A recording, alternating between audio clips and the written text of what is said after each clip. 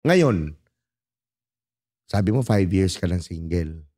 Si Angeli ba ano na-attract sa lalaki? Ano yung na-attract ka? Physical Oh, or... let's start with the physical. Physical. Ay, may napanaginipan ako 2 days ago.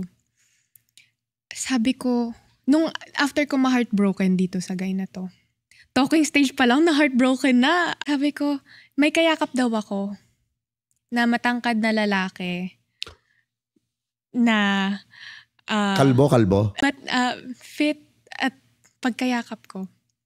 Sabi namin sa isa't isa, pag naramdaman natin tong yakap na to, yung home and calmness, ay siya na yung soulmate. So siguro physically, dahil napanaginipan ko siya, yung ganon, yung napanaginipan ko na matangkad. Kailangan magyakap tayo ngayon. So ikaw, ano yung physically? Sabi mo, physical muna tayo. Matangkad. Okay.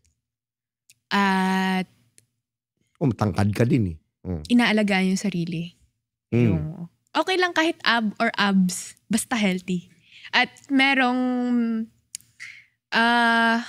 Adam's apple. Parang ang hot kapag lumulunok, pag nagsasalita, tapos gumagalaw. Lumulunok?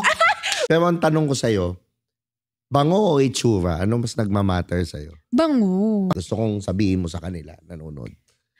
Pag nakapikit ka, tapos naamoy mo kahit anong gwapo niyan, nakaka-off, sobra. Iba pa rin talaga kapag pag tinitake care mo yung sarili mo. Hygiene.